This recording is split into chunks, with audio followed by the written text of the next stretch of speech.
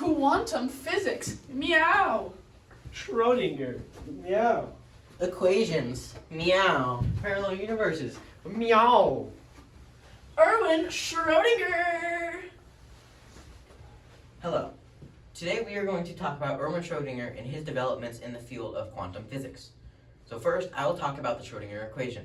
Then I will tie that into quantum superposition as well as quantum entanglement. And I will connect that to Schrodinger's cat. And then I will tie that all into parallel universes and explain what they are. Alright, so this right here is what is known as Schrodinger's equation. And I know it looks big and scary, but what I'm here to do is help you guys build an understanding of it and how it works. Alright, so what this equation's purpose is to help us predict the position of a particle given a time and original position. So first, I'll explain what all of these variables mean. So this right here, this h with the little dash through it, is what is known as Planck's reduced constant. And Planck's reduced constant has a lot to do with periodic functions and things at the molecular level. And then next we have m, which stands for momentum. And then we have, and we're going to get to this later. We have our v, which is, in this case, our potential energy. And then our psi right here, this is actually the main thing, this is what we're solving for. So psi is a function, and it's the thing that will allow us to predict where that particle will go. And then over here is I, and some of you might recognize that as imaginary or not real, but it actually is what allows this equation to work. Okay, then we have another Planck's reduced constant. So now, since we can plug things in, what we're going to do is we're going to plug in things that will specifically make this simplify nicely. So for our v value, we are going to make this equal to 0. And what does that do? So our v is our potential energy. So this means that we will have no potential energy acting on the particle. So, for example, height, which would be a potential energy form of gravity, or a magnetic field that would affect the particle's motion. So now, since this is 0, this will completely go away. And what we can do now is, since we have our m over here and we can plug something in that will simplify it. So what we're going to do first is we're going to divide both sides by I times Planck's reduced constant. And over here, we'll get negative Planck's reduced constant all over 2mi times Planck's reduced constant. These cancel, and then now we can plug in a value for m that will help this simplify. And so what we would choose is negative 2 all over Planck's reduced constant, because that is the reciprocal of what is left, leaving just I in the denominator. So all of this will go away, and we'll just be left with I on this other side, and that's our new simplified equation. Alright, so before we can fully understand what our simplified equation means, we need to first understand what a derivative is. So a derivative tracks the rate of change of a function. So for example, y is equal to x. So when we plug in x is equal to 1 in this equation, we get y is equal to 1. When we plug in x is equal to 2, we get that y is equal to 2, and so on. So now, we can see that there's a pattern in how this changes, and it's like adding 1 each time. So therefore, that we would say the derivative of this function is positive 1 because it changes by 1 each time. Alright, now for a slightly more complex version. Y is equal to x squared. When x is 1, y is 1. When x is 2, y is 4, 9, and 16.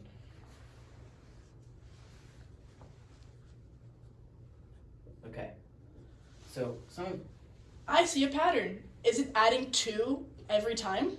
Yes, it is. It is changing by 2 every time. But the rate of change is changing by 2 every time. So therefore, we would represent this rate of change as 2x. As we have our starting value of 1, and then we take our 1 and put that into this, and then we add our original 1, and we get 3. And we can do this all the way down, and we get all our numbers, which is our pattern. So we can say that the derivative of this is 2x. Now, I want you guys to think about what the derivative of a constant function, such as y is equal to 5, is equal to. Okay, so now that we kind of know what derivatives are, we can explain what these symbols mean. So this represents partial derivatives, which are derivatives of multivariable functions. So the psi is a function not only of just x, but of x and t, or position and time. And so a partial derivative allows us to do part at a time. So what this squared means is that we basically take the derivative twice. So we do it once, then we do it again with respect to x, and then we do it again with respect to t. So that's kind of what this means, and this is what is known as a differential equation. A differential equation has many, many real-world applications. For example, the heat equation, which relates an object's temperature to the temperature around it. So as the temperature of the object decreases, assuming that it is hotter than its air environment, then the temperature of the air will increase. So it relates something to its rate of change. And so using this, we can solve for our psi, which will allow us to predict our position of a particle. I would like to tie this into quantum superposition. And I apologize, Brady, for erasing all this beautiful math. Don't worry. So superposition is a little bit of a hard concept to grasp. So let me try and simplify it for you. Let's think about a neutron. Okay, we have a neutron, and it has to be classified in color and in shape.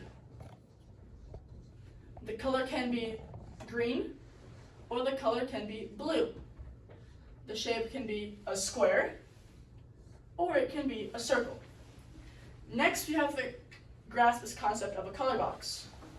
It doesn't necessarily have to be a color, but it looks something like this, where this output right here is blue and this one right here is green. We shoot a neutron into it, and remember, this is a classifier. There's no machine, there's no trickery going on. There could be a demon sorting this out for all we know, but it sorts it out. And funnily enough, it's a 50-50% chance of either one occurring, always. So if I were to shoot 400 neutrons into this color box, how many would come out green? 200. And how many come out blue? 200. But let's say if I take these same 200 green ones and shoot it again. Since it's a classifier, how many are going to come out green? 200. And that is what we're going to take to the next level. We have our neutron over here. We don't know its shape, we don't know its color. We're going to send it through a color box. Then we're going to send it through a shape box. I'll classify that later. Here's blue output, green output, square output, circle output, and then blue and green again.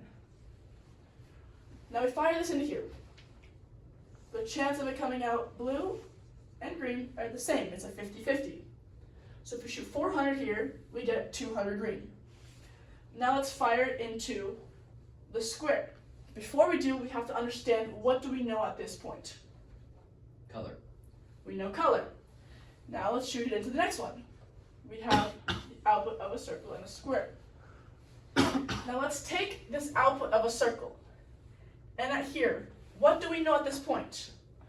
We Color. know the shape, and we know the color, wink, and then we fire it through this next one. Now, I want you to think about what are the percentages of blue and the percentages of green, and then provide a logical explanation of why. And I'm about to blow your mind. So over here, you think that you know the shape and the color. But if I were to say that this was 50-50, you might be puzzled. And that's because at this point, we no longer know the color. We only know the shape. Let me try a different example. We have the same setup here, except this time, I'm going to have mirrors angled perfectly, because I'm just that good. We're going to have the blue and the green here, the square and the circle, and the blue and the green again. We fire this neutron into here, and we get a 50-50 output. Now let's say we take the green ones, and we fire it into here. The square ones are going to bounce off of here, and join right there. So I'm just going to draw that it's joining right there. So here we know the color. And here we don't know the shape. So again, I want you to predict percentages over here. And if you learn from there, we cannot know the shape and the color. But if we know one of them, then one of them is definitive. So we definitely know the color, but we don't know the shape, which means here we definitely know the color. And this is superposition. The idea that you can't know the color and the shape, but rather the color or the shape once you measure it. And that goes into quantum entanglement, which is the wave function that Brady loves to talk about. And this one represents color, and this one shape. We know the color. As soon as we learn the shape, the color is no longer applicable. And the way that we say that in quantum physics is the wave function collapses. Eureka! Eureka? Eureka! Schrodinger's cat. Huh. Please elaborate. So, Schrodinger's cat was a thought-out experiment by Schrodinger. And basically, it is a cat in a box. And in that box, there's something that kills the cat. Or it doesn't kill the cat. But I'm going to talk about Einstein's version of that, as it is more easily comprehensible. So, to start. Wave function is two things at the same time. It would be represented by this equation. So, to start, we have gunpowder inside of a box. In that, it's just gunpowder and nothing happens to it. In another scenario, that gunpowder explodes. Boom! And so yeah, and basically the experiment would be that a cat is within that box that has the gunpowder. So in this one, gunpowder, there's a cat, it's alive and well, and in another, it explodes, boom, boom, and the cat is dead. So now let's think about environmental changes. I have this box here. This is representing what it would look like. And inside we have a cat. So let's say the gunpowder goes off. It explodes. And the cat is dead. And I'm really sad. My cat just died. Oh no. Ashton just saw me. And so he is sad too. So, in the equation, it is adding something new. Explodes. The cat is dead. And so, and I am happy. I mean, sad. I'm sad. And Ashton is Italian, or sad. And in another scenario, it doesn't explode and the cat is still alive! Woo! Yay! Ashton sees this. It doesn't explode. Cat is alive and well, happy, living life. I'm happy my cat didn't die. And Ashton's happy because he loves me.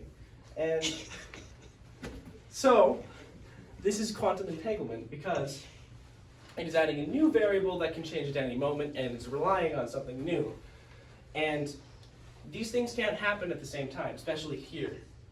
The cat can't be alive and dead at the same time.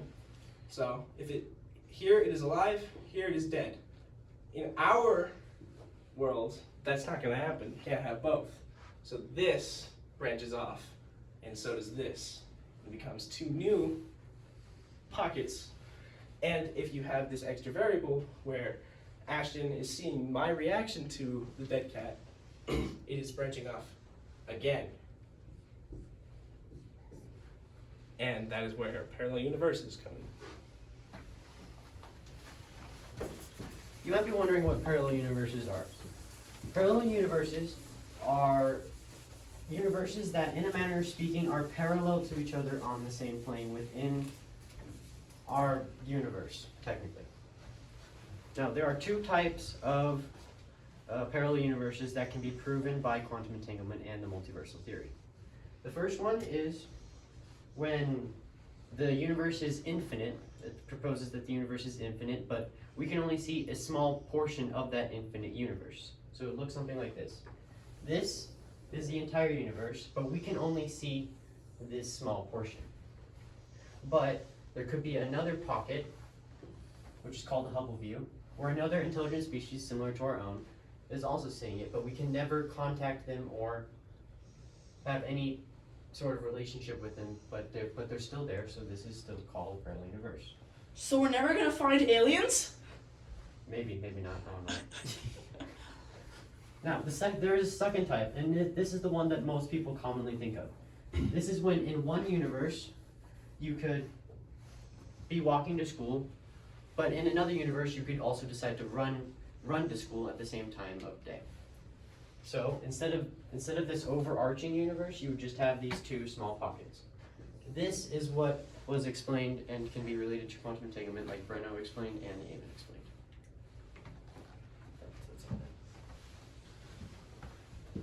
Since these parallel universes branch off from that one universe that we live in, that means that every decision that we make, every friend that we have, every choice that we make, has a large impact on where our parallel universe is going to branch off. If we say yes to this and yes to this, it's really different than saying no and no. Mm-hmm. So let's say you were to go to a college and you want to say yes and go to that college and accept it. Well then, you're taking one pathway. But the no pathway is extremely different. If you take the yes pathway, who knows, the no pathway might be better. Or this one might be better. And you'll never know.